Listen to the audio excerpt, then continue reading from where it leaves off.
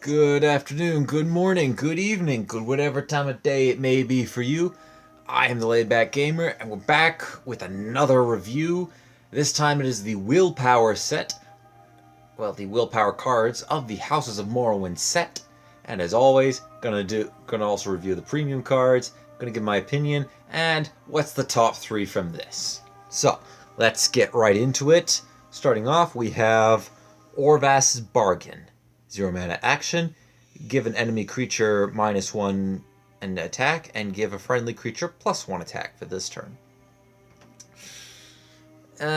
Initially, I thought this would work well in a control deck because now you can, instead of saying using a Calm or a Cloud Rest Illusionist, you can now just use this for one card to weaken a creature by 1 instead of burning those other two.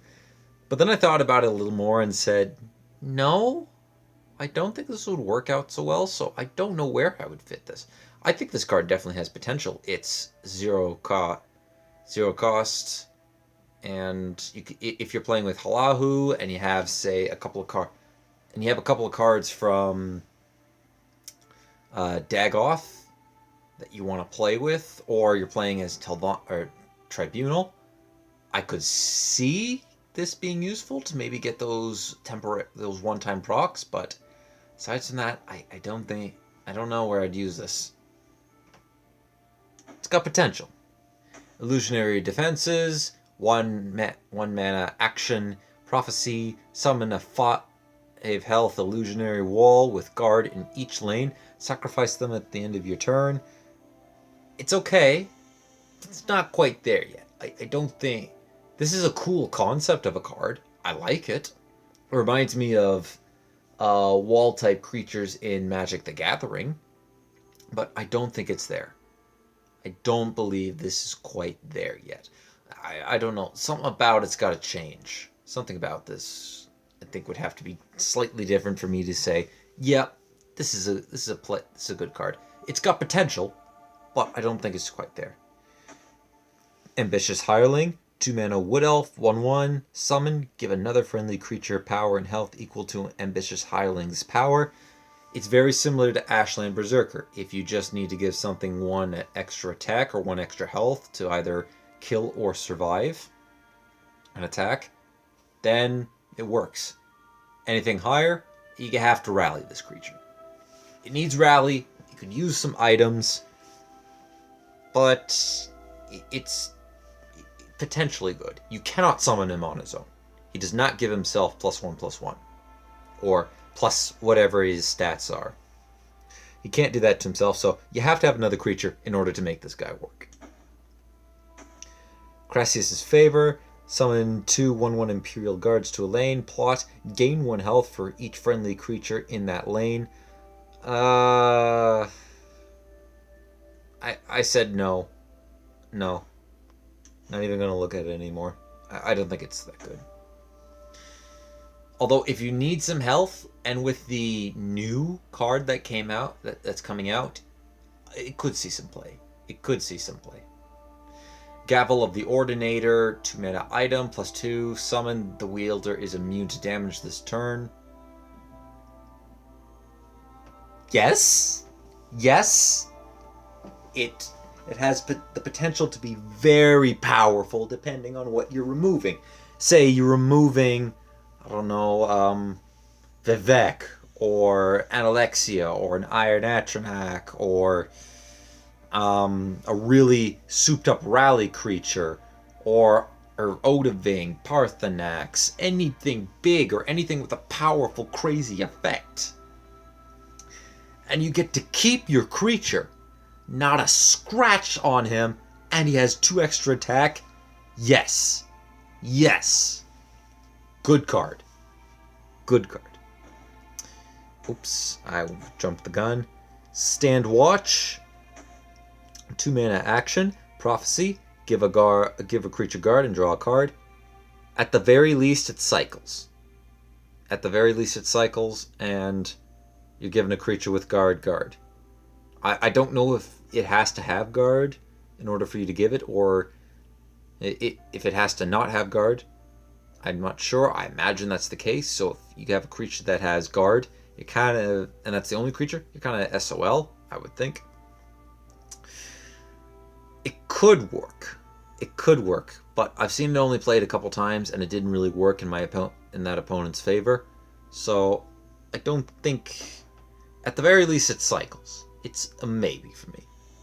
The Vex City Pilgrim, 2 mana, 2/2, drain, exalt 3, gain +2/+2. So it's either a 5 mana 4/4 with drain or a 2 mana 2/2 with drain.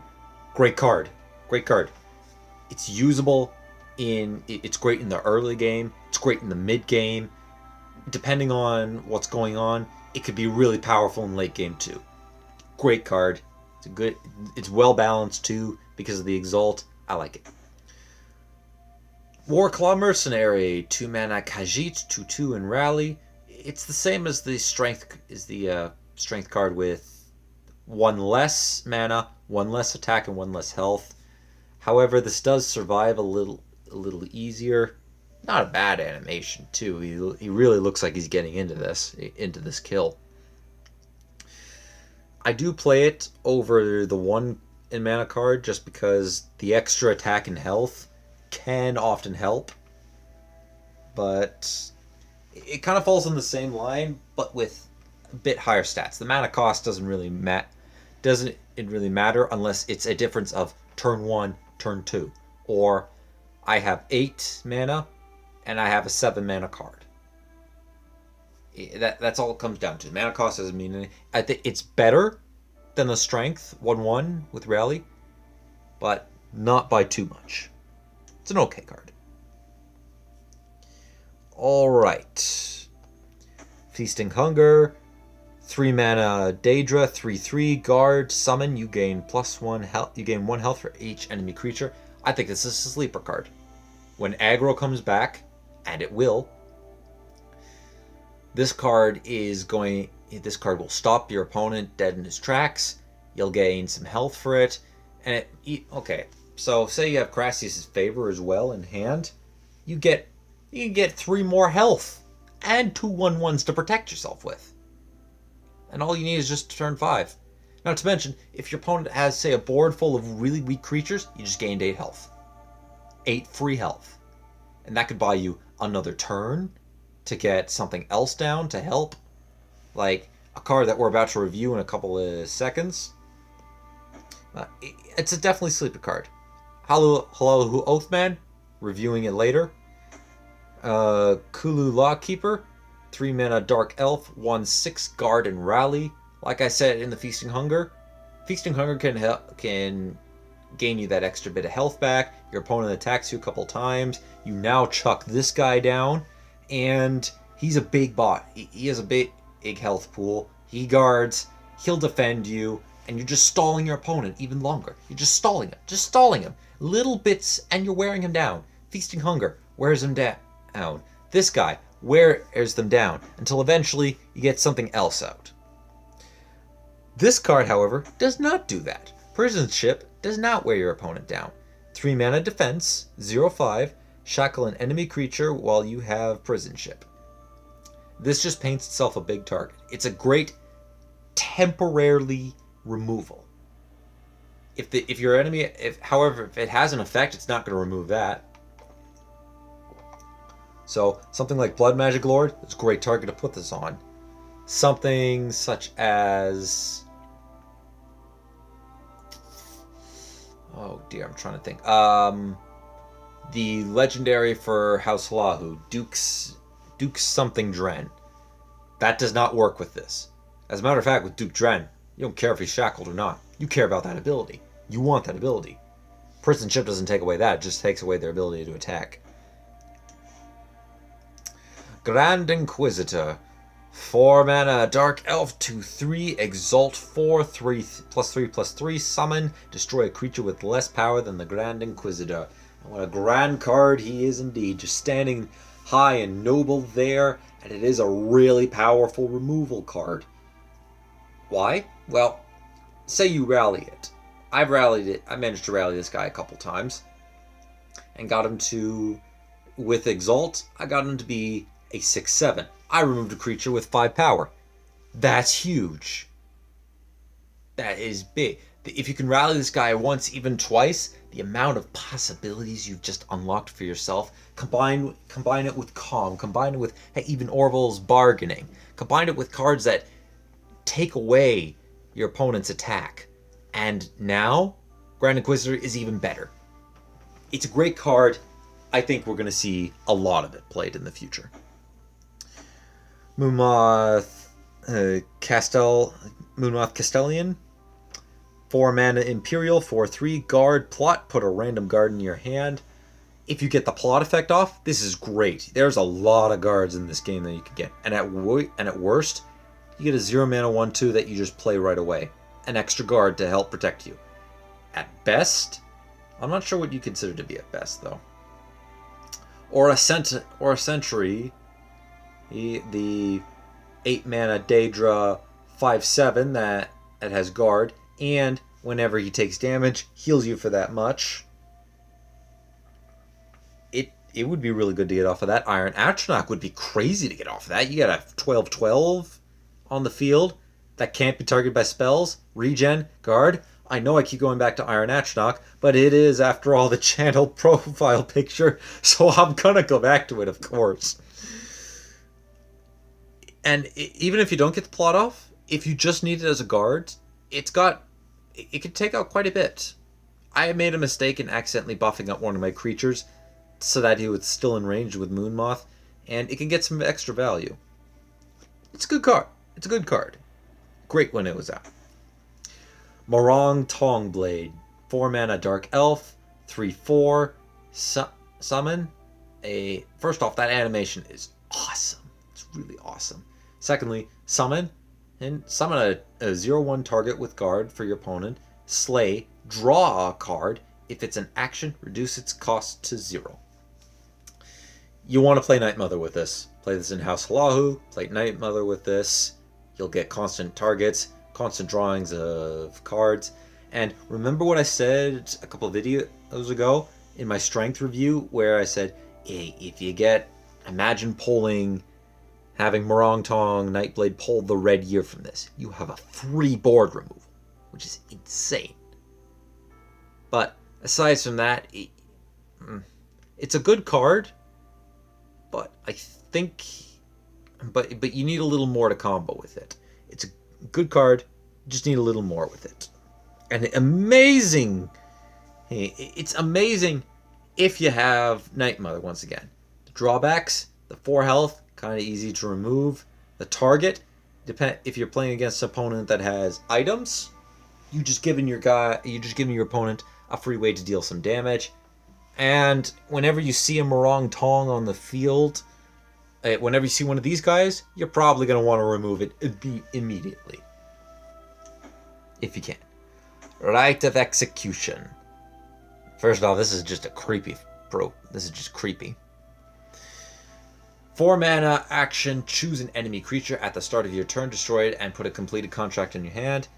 I said it's a delayed Javelin / Etiquette of Azura / Manacora / Fell the Mighty. You get the point of that. That gives you a completed contract. I'd run it in Tribunal, though. Balmora Captain. 5 mana Dark Elf, 4/4, rally 2. Your other rallies give an extra +1/+1. I really wish this card was better. The effect is incredible, but this card gets picked off easy. And you need some rally creatures on the field to take advantage of this. Granted, Alderun Arms Master does do the job very well if you manage to keep this guy alive for 1 turn, but still, I wish it was a little stronger, and it would work. Dren Bodyguard, 5 mana, Dark Elf 5/5 with guard. This is a power creep. I believe this is a power creep card. Off of what? Well, there's a card in the core set that might look a little familiar. Just a little. Oh boy. Tusk Bristleback. 5 mana. It's a beast, not a dark elf. 5/5, no text. What does this guy have? I'm not ready for those yet. 5 mana, 5/5 with a guard. I believe this is a direct power creep off of that, essentially. It's a better card. You're getting guard as well now. And there's nothing really more to say. I think it's a power creep of the last guy. Not many people run a Bristleback. I ran it because, and sometimes, and it's definitely helped. It's helped in the past. I've run it because as I promised a friend that I would, but I don't know. I don't like this card personally. It feels I don't like Dren Bodyguard. It feels way too much of a power creep. Then we have Ebonheart Oracle, 5 mana Imperial, 3/5, drain, double the amount of health you gain. Drain monks love this. Would love this. You get more. You have more health. You deal more damage, and you win faster. Enough said. Kwama Queen, plot 5 mana 4/4 plot. Summon a 1/1 Kwama Forger in each lane. Other friendly Kwama have +1 in attack. Come back to this card. It has potential only, and I say only if we get more Kwamas added to the game. Right now we only have 2 in the Hive Defender and the Hive Warrior, and now, well, 3 now with this guy. But if we get some more Kwamas in the future, I think this would be more worthwhile playing. It's like the Wolves. We got more Wolves. The Wolves are a little bit more worthwhile playing. Spriggan's same thing too. We definitely need to have some more Kwamas come to the game before the Kwama Queen it gets any better. We need more Kwamas in the game, and if we have that, then I can make a more fair evaluation. But as of right now, it's not really, no. Light of the Three, 5 mana Dark Elf, 4/4, Exalt 2, give other friendly creatures in this lane +2/+2. This is not an aura effect. I have seen people play it as an aura effect, and they were very angry, well, I assume they were, and disappointed when it wasn't. This is not an aura effect. I'm throwing that out right now. Aside from that, if you have creatures to buff, as long as you have 1 or 2, actually just one gets at value. 2, you're good. You're good with 2. All 3, perfect. Best case scenario. Best case scenario. Again, this is not an aura. So the people who played this against me as an aura, stop doing that. I got angry the last time I saw it. Vivek, 5 mana God, 5/5, Exalt 3, +5/+5, so whew, that's some stats. While you have an exalted creature in play, you can't lose the game. Very powerful effect, but I think this is the weakest God out of all of them. I'm throwing it out now. Sothasil gives you 16/16 worth of stats as long as you have an exalted creature, which he can exalt. Amalexia as a 12/12, and your other exalts can't be damaged. And this, you can't lose the game. Vivek immediately paints a target whenever he comes out. I see this, I try to mummify it, or kill it immediately, or silence it. I see Sothasil. Yeah, I try to do the same thing to that, but I prefer to use a creature. Sometimes I don't have to worry about it because my opponent doesn't have an exalt, so I can wait on it. And Amalexia is just, yeah, she paints an even bigger target than Vivek on her, but I don't know. I see Vivek come out, and I always go, all right, I have to hold on to a removal in case Vivek, because otherwise I will never be able to win. So I think it's the weakest God. But that being said, all the gods are very powerful. So this is by no means a pushover card. I just think it's the weakest out of all the gods. Umbra, 6 mana item, 3/5. At the start of your turn, the wielder battles an enemy creature of Umbra's choosing. So Umbra gets to choose. I wish this was an endurance item. I really do. It's one of my favored cards in this expansion. I think it has a lot of potential. As soon as I craft it, I'm gonna see. I have an idea on 2 decks. One of them I currently have up right now, which is called the Forge Master.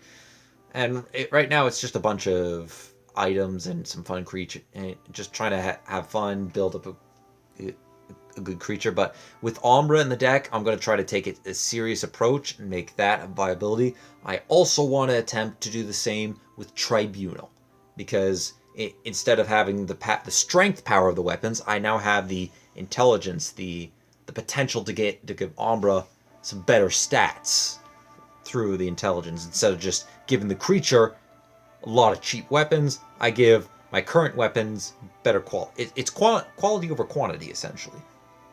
So I have to play test this to see if this would work, but I think it could. I think it might work out. Shrine Guardian, and 8 mana Daedra, 8/8 guard. When your opponent summons a creature, reduce its power to 0 until the start of your turn. Amazing effect. Anything short of adding items to a creature upon a charged creature upon summon, or just any creature in general, is crazy good. I don't know what triggers first in terms of Exalt, because some cards like the Grand Inquisitor will have have an Exalt, have an ability that requires it to have more attack. I don't know what triggers first. Does that, if it has more attack, something happens. I don't know whether or not Shrine Guardian nullifies that. If it triggers upon the summon, or if it goes, the opponent's creature has the summon the effect, then it gets played, then Shrine Guardian does the damage. Or if when you play it, it puts it on the field, and it's officially summoned, Shrine Guardian now activates, then the card's effect activates. I don't know. I haven't played much with Shrine Guardian, mainly because it's just too expensive. It's unfortunate. It's a solid late game card, though. But it just... I wish this was on a 4 mana 4/4, or 3 mana 3/3. This effect on one of those would be great. Just great. I'm losing my voice again. And lastly, we have Koldala's Treachery, a 9 mana action. Destroy a creature, plot steal a creature instead. I said in my notes, it's a more expensive Mirac. You can have multiple copies of it. However, you have to have the plot. You have to plot for it in order to steal the creature. Or you can destroy it. It's either a overpriced destroy card, or a potentially underpriced steal a creature card. I haven't seen any of these. I don't think it's going to be that good. I love the animation, though. It's great animation. And yeah, so without further ado, let us go to the top 3 willpower creatures, I said. I'm going to first start off with my honorable mention. I'm going to use this to kind of zip to it a little bit faster instead of shuffling through the pages. It's going to be Gavel of the Ordinator. Again, I think this card has huge potential. It could be one of the more powerful cards of this set. I don't think it's one of the most powerful, but it could be one of the most powerful cards of this set. Alright, going to my number 3, we have Moonmoth Castellan. Even if you don't get the plot off, it is still a solid guard for its mana cost. And if you get the extra guard, depending on what sometimes you can get shafted, and it's a bad guard. But most of the time, you're likely to get a really good guard off of this, and you'll be happy with it. Heck, if you say, turn 4, use the ring. You play 1 drop, then play Moonmoth. Get, say, something like a excuse me, Phalar X Exemplar. Now you have a turn 5 play. A very strong turn 5 play. You get a very big body on the field as well. And it's good. It's just good. Now, granted, if that's not what you needed, and you say wanted the Septum Guardsman, because you need another guard right now, it kind of sucks. But if you get that Septum's Guardsman when you need it, you're good. You're good. So it's good, but it's very powerful if you get the right guard or close to the right guard. Right beside it is our number 2 card, which is Grand Inquisitor. Another removal piece. You get a powerful creature on the field, and if you combo it out with Calm or other stuff, you can get rid of massive creatures. Get rid of huge creatures. Very powerful. Again, I think we're gonna be seeing a lot of this. And the last one, I hope to be obvious reasons, is Vivek Pilgrim. Early drain or mid-game drain. You can choose which one, and you get health back. It's a good way to trade. You can trade with creatures. You give Vivek Pilgrim some items. It gets buffed up. I have a lot to say about this card, and I don't know quite how to put it in words, but I think it's a very powerful card. Definitely try it out. And it's a 4. I think it's a 50 soul gems, 50 meager soul gems, and it's a common card. I'd pick it up if I were you. If you don't have it, definitely take it. That's going to be it for today's episode, ladies and gentlemen. Thank you everyone for watching. Leave a like if you enjoyed. Hit that subscribe button if you really enjoyed. Don't forget to share this video or any of my other videos to anybody who you think will enjoy my content. Next time, we will be exploring agility and endurance, which is going to be airing tomorrow. Tomorrow should be Wednesday when this comes out, and if it's not, I apologize. Something probably happened, or I lost my mind. Just a hint, Nixox is not going to be talked about at all tomorrow. I'm just going to pass right over it. Just say, Nixox. Must I say any more? So yeah, thank you everyone for watching. Until next time, guys, take it easy.